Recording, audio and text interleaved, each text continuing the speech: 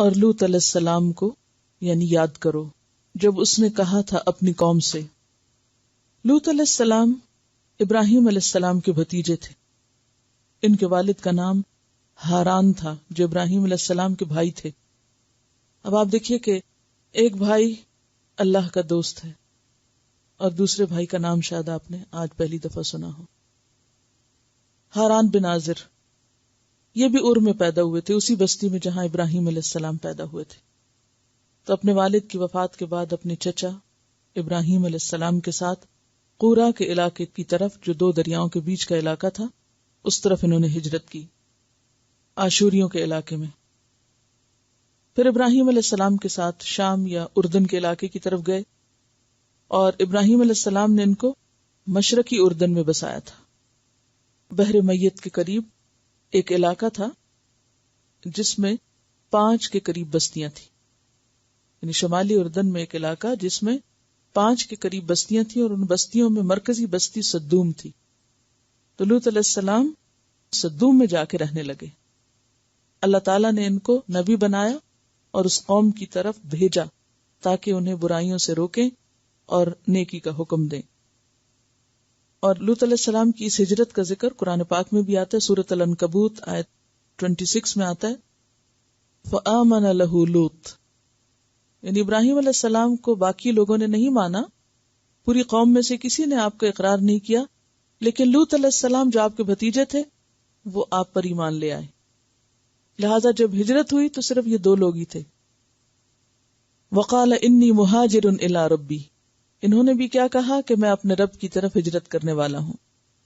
اور یہ ابراہیم علیہ السلام کے ساتھ ساتھ رہے مختلف علاقوں میں جب وہ ہجرت کر کے جا رہے تھے، قورا کے علاقے میں، پھر مصر کے علاقے میں، پھر شام کے علاقے میں، بالآخر یہ شام یعنی اردن کے علاقے میں مبعوث ہوئے.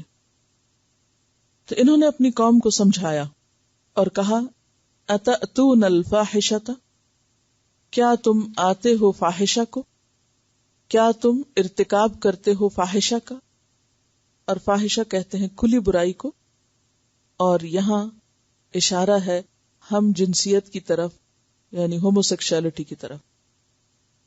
بہت سے لوگ اس عمل کو لواطت بھی کہتے ہیں، لیکن اس کی نسبت پھر لوط علیہ السلام کی طرف ہو جاتی ہے، اس لیے بہتر ہے کہ یا تو اس کو بستی کی طرف نسبت دی جائے، سوڈومی جس کو کہتے ہیں، سدوم سے ہی ہے یہ، یا پھر ہوموسیکشوالٹی یا ہم جنسیت کہا جا سکتا ہے.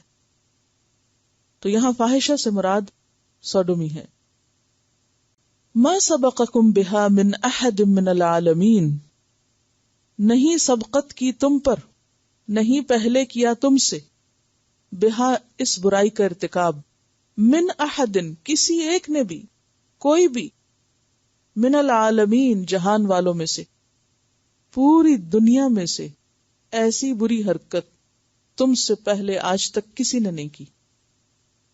جیسے نوح علیہ السلام کے دور میں شرک کا آغاز ہوا تھا، اسی طرح اس برائی کا آغاز لوط علیہ السلام کے دور میں ہوا یا اس بستی کے اندر ہوا سب سے پہلے.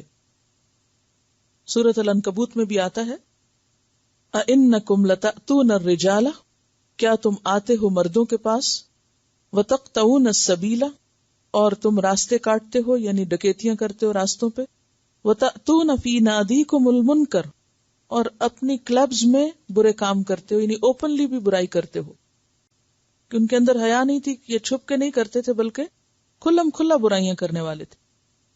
برائی تو برائی ہی ہوتی ہے، لیکن جب کوئی برائی ڈھٹائی کے ساتھ کی جائے اور کھلم کھلا کی جائے تو وہ برائی کئی گنا زیادہ بری ہو جاتی ہے، کیونکہ اس سے دوسرے بھی متاثر ہوتے ہیں.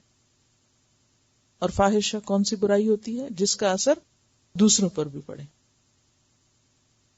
تو بنیادی طور پر ان کی برائی یہی تھی کہ انکم لتأتون الرجال شہوۃ من دون النساء. سورۃ الشعراء میں آتا ہے اتأتون الذکران من العالمین، یعنی مردوں کا مردوں سے جنسی تعلق. انکم لتأتون الرجال شہوۃ من دون النساء، بے شک تم البتہ آتے ہو مردوں کے پاس شہوت سے. شہوت کا لفظی معنی ہوتا ہے خواہش کرنا، کسی چیز کی طرف نفس کے اشتیاق کا نام ہے، یعنی نفس جس چیز کی طرف مائل ہو، نفس کی خواہش شہوت کہلاتی ہے. تو تم اپنی نفسانی خواہش کو پورا کرنے کے لیے مردوں کے پاس آتے ہو، من دون النساء، عورتوں کے علاوہ، یعنی عورتوں کو چھوڑ کر. بل انتم قوم مسرفون، بلکہ تم مسرف قوم ہو، حد سے بڑی ہوئی. اسراف کا لفظ پیچھے آپ پڑھ چکے ہیں، حد پار کرنا، کسی بھی کام کو کثرت سے کرنا اور حدود سے آگے، اور حلال کو حرام اور حرام کو حلال کر دینا، یعنی حلال حرام کی پرواہ نہ کرتے ہوئے. سورۃ الشعراء آیت 166 میں آتا ہے بل انتم قوم عادون، بلکہ تم حد سے بڑے ہوئے لوگ ہو. سورۃ النمل میں آتا ہے آیت 55 بل انتم قوم تجہلون، بلکہ تم ایسے لوگ ہو جو جہالت برت رہے ہو. اللہ تعالیٰ نے اس خواہش کو انسانوں کے اندر رکھا اور اس کو پورا کرنے کے لیے ایک فطری طریقہ اور فطری راستہ بتایا، اور وہ راستہ نکاح کے ذریعے مرد اور عورت کا تعلق ہے. ایسا کرنا اصلاح کے طریقے پہ چلنا ہے، یعنی جائز طریقے سے خواہش نفس کو پورا کرنا بھی عبادت ہے اور اصلاح کا طریقہ ہے. اس کے برعکس مرد مرد کا یا عورت عورت کا یہ تعلق، یعنی عورت عورت کے درمیان بھی جنسی تعلق، یہ غیر فطری طریقہ ہے، اور یہی حد سے بڑھنا ہے، یہی اسراف ہے، اور یہ فساد ہے، بگاڑ ہے، جس کی طرف یہاں اشارہ کیا گیا. بل انتم قوم مسرفون. وما کان جواب قومہ، اور نہ تھا اس کی قوم کا جواب اپنے پیغمبر کو، الا ان قالوا، مگر یہ کہ انہوں نے کہا، اخرجوہم، نکالو ان کو، لوط علیہ السلام اور ان کے فالوورز کو، من قریتکم، اپنی بستی سے، ان کو اس ملک سے نکال دو.